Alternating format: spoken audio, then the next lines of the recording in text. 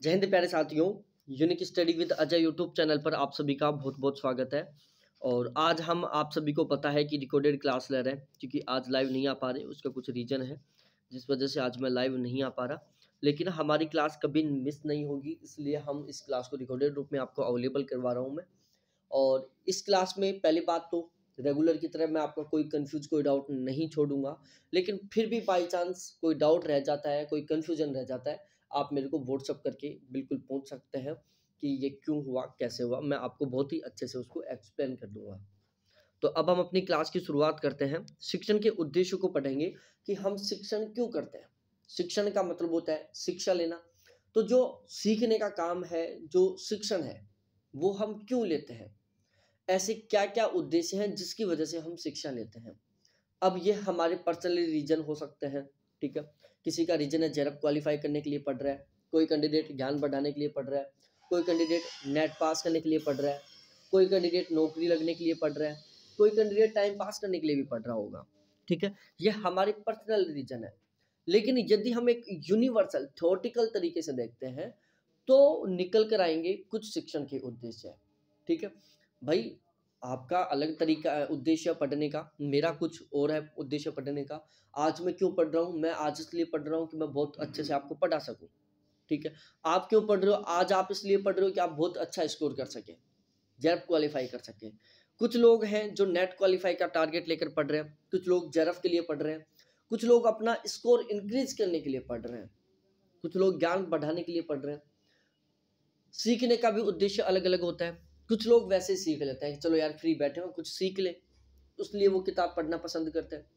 कुछ लोगों का माइंड जब बोर हो जाता है, वो डिप्रेस समझने लग जाते हैं खुद को, जब वो किताबें पढ़ते हैं उनको अच्छा महसूस होता है, तो वो केवल अच्छा महसूस होने के लिए किताबें पढ़ लेते हैं। तो हर एक इंसान का अपना एक तरीका होता है, अपना एक उद्देश्य होता है सीखने का और पढ़ने का। लेकिन यहाँ पर हम एक थ्योरेटिकल तरीके से देखेंगे तो थ्योरेटिकल तरीके में क्या होता है कि एक सामान्य सामान्य उद्देश्य काउंट किए जाते हैं इसमें, जो ऑलमोस्ट सभी के होते हैं। शिक्षण का उद्देश्य मात्र तथ्यों का स्मरीकरण न होकर दक्षता प्राप्ति, ज्ञान, ज्ञानात्मक, भावात्मक, क्रियात्मक योग्यताओं का विकास करना होता है। देखो, शिक्षण का उद्देश्य केवल याद करना नहीं होता कि आप किसी चीज को याद कर रहे हो, किसी टॉपिक को याद कर रहे हो। तो शिक्षण का उद्देश्य केवल याद करना ही नहीं होता। शिक्षण का उद्देश्य होता है दक्षता की प्राप्ति करना, ठीक है। ज्ञानात्मक दक्षता हो सकती है, भावात्मक हो सकता है, क्रियात्मक योग्यताओं का विकास करना। तो शिक्षण का उद्देश्य केवल याद करना नहीं है कि आप कोई किसी टॉपिक को रट रहे हो, किसी टॉपिक को याद कर रहे हो, केवल ये शिक्षण का उद्देश्य नहीं होता। शिक्षण का उद्देश्य होता है दक्षता में बढ़ोतरी करना। आप किस काम में दक्ष हो।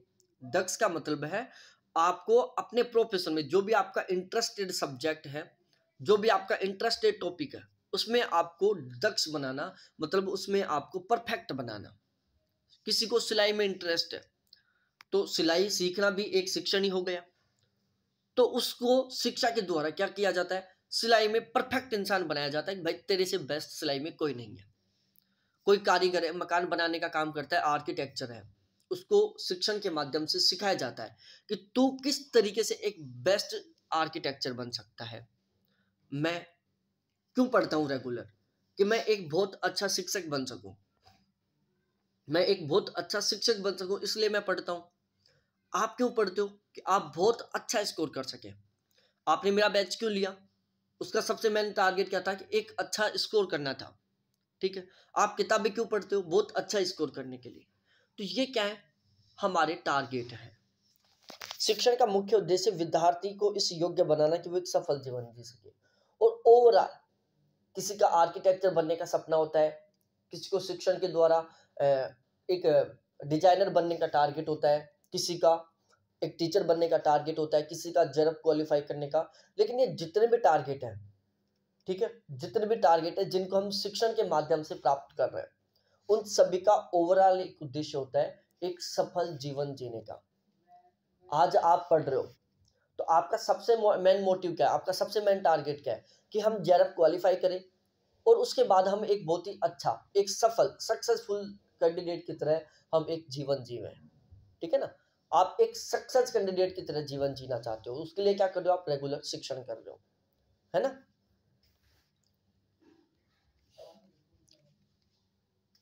अब शिक्षण के उद्देश्यों को दो विद्वानों ने अलग अलग तरीके से इनका डिवाइड किया, इनको एक्सप्लेन किया।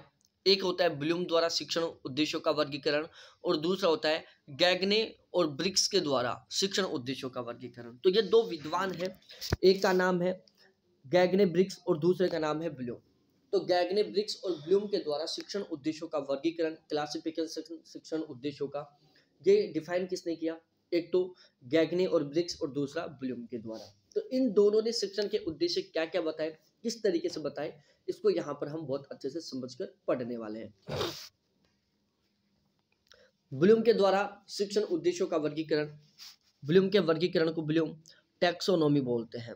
ठीक है, ब्लूम ने जो शिक्षण के उद्देश्यों को क्लासिफाइड किया था, ब्लूम महोदय ने शिक्षण के उद्देश्यों का जो वर्गीकरण किया था, उस वर्गीकरण को हम क्या बोलते हैं? ब्लूम टैक्सोनॉमी बोलते हैं।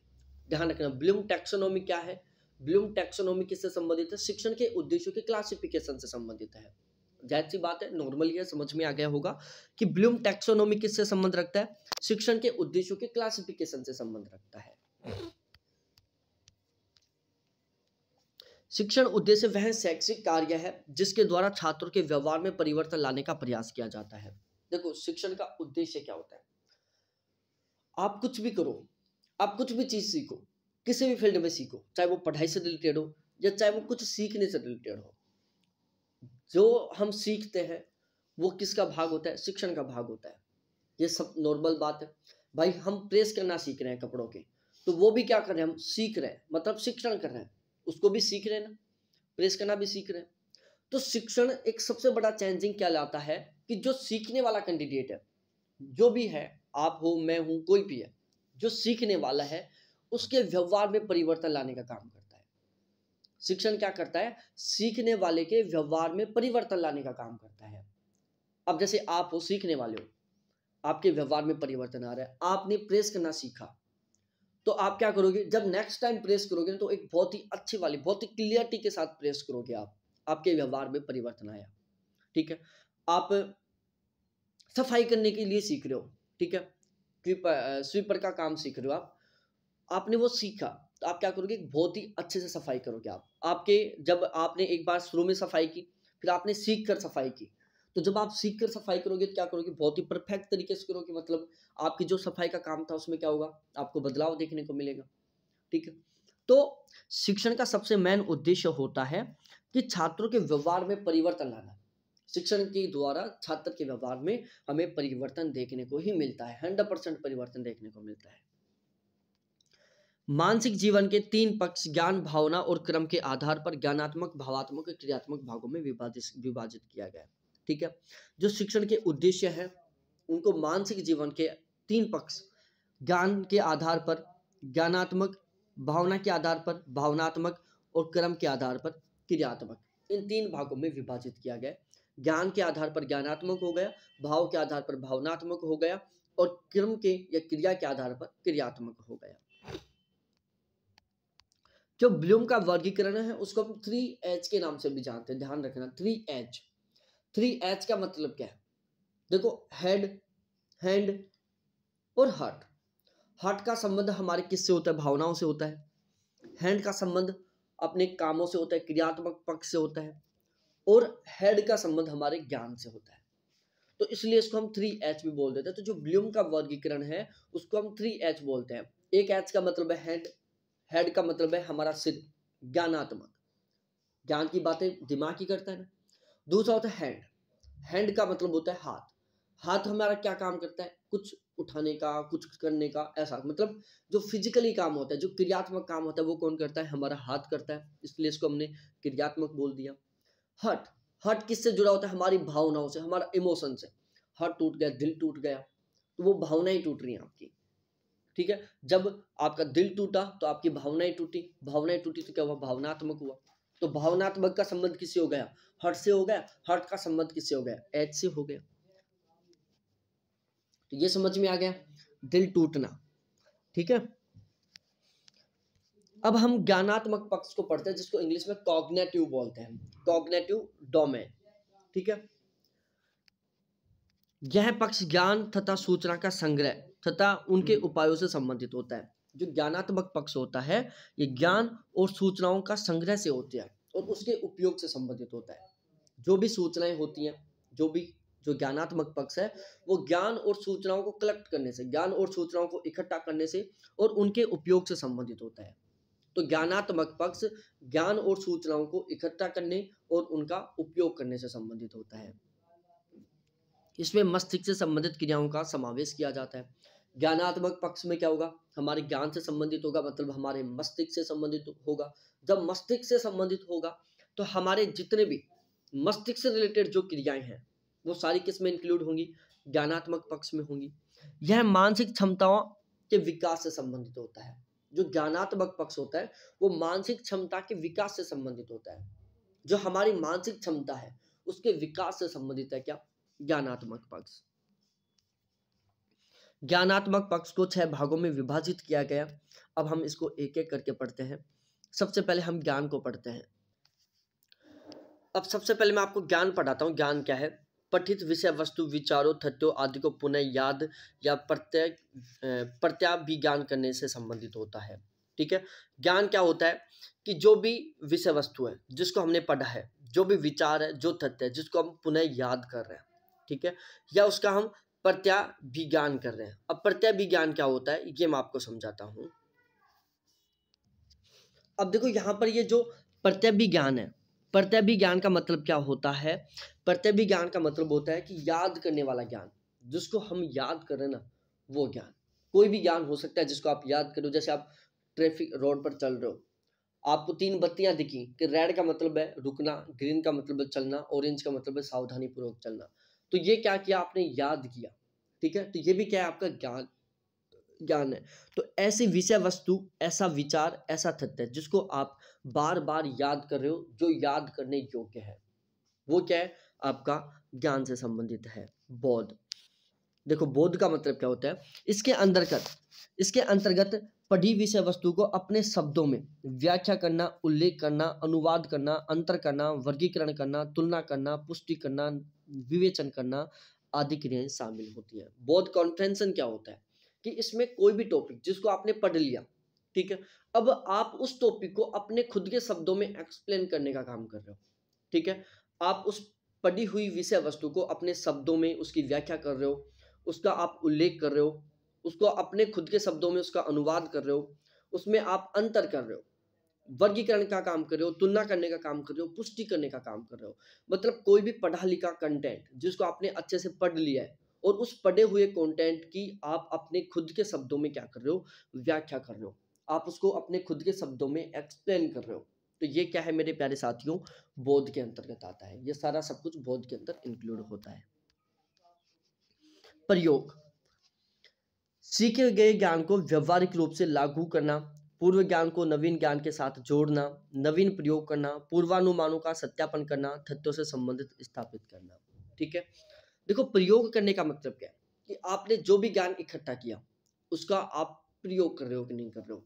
आपने याद कर लिया कि लाल बत्ती का मतलब रुकना होता है, हरी बत्ती का मतलब चलना होता है, ऑरेंज बत्ती का मतलब सावधानी पूर्वक चलना होता है।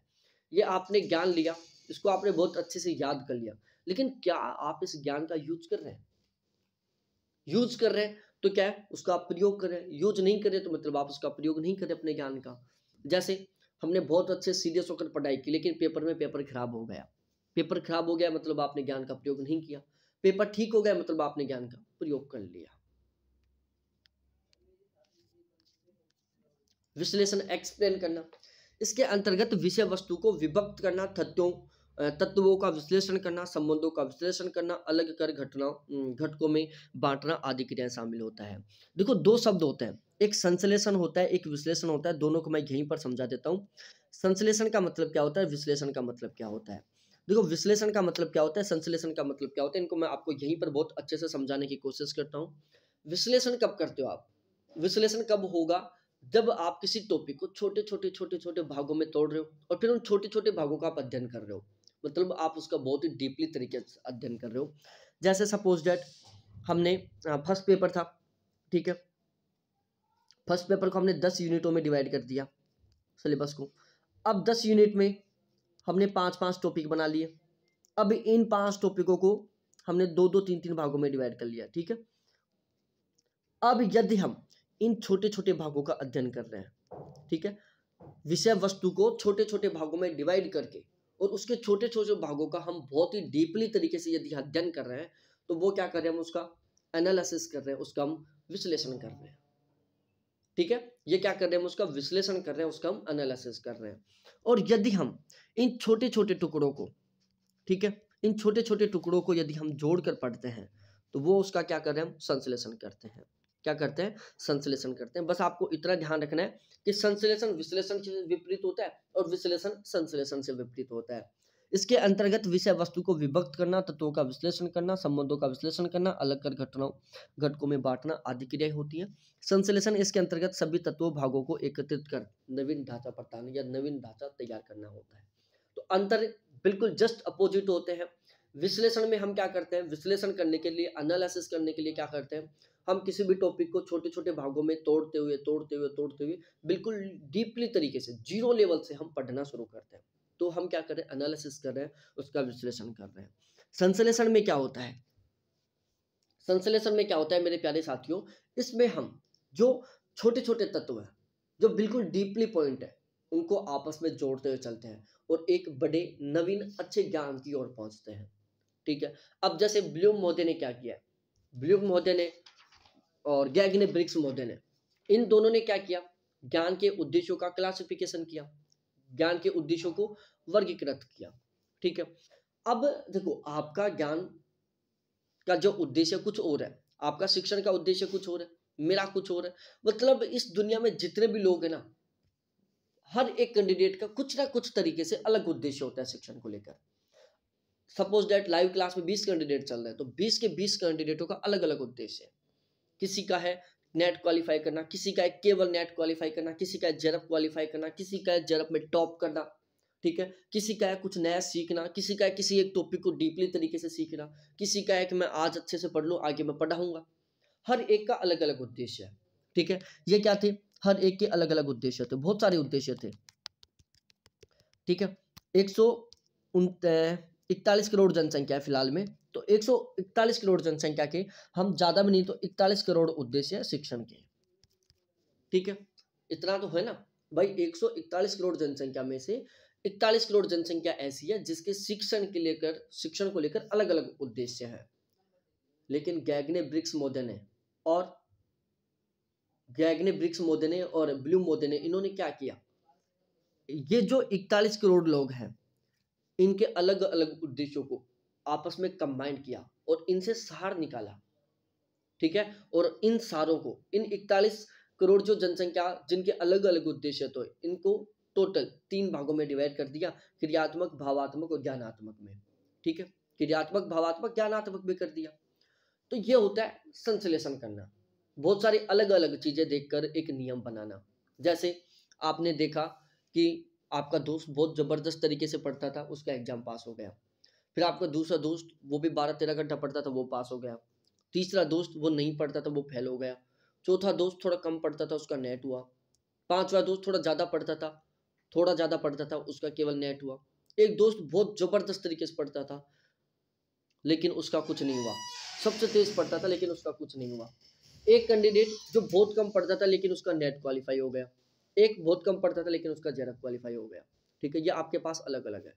आप हर एक स्टूडेंट से मिले, हर एक कैंडिडेट से मिले, उससे पूछे कि भाई तू बहुत पढ़ता था लेकिन तेरा क्यों नहीं हुआ, तो कौन कौन सी चीजें पढ़ता था। एक से पूछे भाई तू बिल्कुल कम पढ़ता था लेकिन फिर भी तेरा जेआरएफ हो गया, क्यों, ऐसा क्या पढ़ा तूने, उसका ज्ञान आया आपके पास। आपने इस तरीके से 10-15 लोगों का ज्ञान कलेक्ट कर लिया और आपने एक फॉर्मूला दे दिया कि यदि आप सही कंटेंट सही तरीके से पढ़ोगे तो आपका 100% कम समय में भी जेआरएफ क्वालिफाई हो जाएगा। ये निकालोगे ना सर, कि यदि आप सही कंटेंट सही तरीके से कम समय के लिए पढ़ते हो तो भी आप जेआरएफ क्वालिफाई कर सकते हो। और यदि आप सही कंटेंट नहीं पढ़ रहे, सही तरीके से नहीं पढ़ रहे, चाहे आप दिन रात पढ़ते रहो, तो भी आप जेआरएफ क्वालिफाई नहीं करोगे। तो ये क्या किया आपने, संश्लेषण किया। बहुत सारे लोगों के जो विचार थे, जो बहुत सारे लोगों की एक्टिविटी थी, उसको आपने केवल 2 सेंटेंसों से रिप्रेजेंट कर दिया कि भाई आप सही कंटेंट सही तरीके से कम समय के लिए पढ़ते हो तो भी जेआरएफ क्वालिफाई कर दोगे, और आप यदि गलत कंटेंट गलत तरीके से पढ़ते हो बहुत लंबे समय तक, तो भी आप नेट क्वालिफाई नहीं करोगे। तो ये क्या था, संश्लेषण था। विश्लेषण में क्या होता है, किसी टॉपिक को छोटे छोटे टुकड़ों में तोड़ तोड़ के समझा जाता है। जैसे हर एक टीचर काम क्या करता है, एक टॉपिक लेता है, उस टॉपिक को सब डिवीजन में डिवाइड करता है। जैसे भारत का मानचित्र है, ठीक है, ये भारत का मानचित्र है। भारत का मानचित्र कुछ इस तरीके सपोज डेट, अब इसके हम ये जो राज्य है सभी के सभी राज्यों को ले, फिर सभी जिलों का अध्ययन करें, फिर सभी गाँवों का अध्ययन करें। तो हम क्या कर रहे हैं, भारत के सभी राज्यों से सभी जिले, सभी जिलों से सभी तहसीलों से सभी गाँवों का अध्ययन कर रहे हैं। तो ये तो क्या कर रहे हैं, हम विश्लेषण का काम कर रहे हैं। और यदि हम सभी गाँवों का अध्ययन करके और फिर डायरेक्टली एक क्या कर दें, भारत का मानचित्र बना दे कि ये पकड़ो भाई, ये गांव इस राज्य में है और ये इसकी विशेषता है, तो ये क्या होगा, संश्लेषण होगा। ठीक है प्यारे साथियों, तो आज की हमारी जो क्लास है वो केवल इतनी होगी। चलिए मूल्यांकन भी बढ़ा देता हूं मैं। बालकों नियमों, तथ्यों, सिद्धांतों की आलोचनात्मक व्याख्या कर सके। मूल्यांकन के द्वारा क्या किया जाता है, इवैल्यूएशन किया जाता है कि आपने कितना सीखा, आपने कितना नहीं सीखा। ठीक है ना, आप मूल्यांकन करना मतलब एक कैंडिडेट जो दिन रात पढ़ता था लेकिन उसका कुछ नहीं क्वालिफाई हुआ, आप उसका मूल्यांकन करें, वो खुद भी मूल्यांकन करे अपना कि आखिरकार मैंने गलती की कहाँ पर, कि मैं इतना पढ़ता था फिर भी मैंने जेआरएफ क्वालिफाई किया, नेट भी क्वालिफाई नहीं किया। आप भी सोचोगे कि यार ये बंदा क्या करता था ऐसा, जो किताबें वो पढ़ता था ना उसको हम नहीं पढ़ेंगे, उससे बात करेंगे एक बार। एक कैंडिडेट जो बिल्कुल कम टाइम पढ़ता था लेकिन उसने जेआरएफ क्वालिफाई कर लिया, वो खुद भी सोचेगा एक बार, यार मैंने ऐसी क्या क्या चीजें पढ़ी जिसकी वजह से मेरा कम टाइम में जेआरएफ हो गया, कम पढ़ने में जेआरएफ हो गया। आप भी उससे पूछोगे जाकर, भाई बता दे क्या क्या चीज पढ़ता था तू जिससे कि तेरा बिल्कुल कम टाइम में जेआरएफ क्वालिफाई हो गया, तू इतना पढ़ता भी नहीं था, घूमता फिरता रहता था लेकिन फिर भी तेरा जेआरएफ हो गया। अब आप एवोल्यूशन करोगे कि एक साइड ये कैंडिडेट दिन रात इन किताबों को रटा, इसका कुछ नहीं हुआ, एक साइड ये कैंडिडेट थोड़े टाइम में केवल इस किताब को पढ़ा, इसका जेआरएफ हो गया। तो आप क्या करोगे, उस किताब को पढ़ोगे जिससे जेआरएफ हुआ है, और उन किताबों को बिल्कुल पढ़ना बंद कर दोगे जिनसे कुछ नहीं हुआ। आपने एवोल्यूशन किया, आपने मूल्यांकन किया कि ये किताब बेस्ट है, इसको आप कम समय भी पढ़ोगे तो भी जेआरएफ क्वालिफाई कर दोगे, ये किताब सही नहीं है, इनके पीछे आप दिन रात लगे रहोगे तो भी कुछ नहीं क्वालिफाई करोगे। ठीक है, समस्त 6 पक्षों का निम्न से उच्च क्रम की ओर व्यवस्थापन, इसको आप याद करना, निम्न क्रम से उच्च क्रम की ओर व्यवस्थापन है। ज्ञान, ज्ञान से बोध, बोध से प्रयोग, प्रयोग से विश्लेषण, विश्लेषण से संश्लेषण, संश्लेषण से मूल्यांकन। ठीक है, इनको क्रम से याद कर लो, निम्न से उच्च की ओर ज्ञान, बोध, प्रयोग, विश्लेषण, संश्लेषण और मूल्यांकन। ठीक है, तो बहुत बहुत धन्यवाद मेरे सभी प्यारे साथियों को देखने के लिए।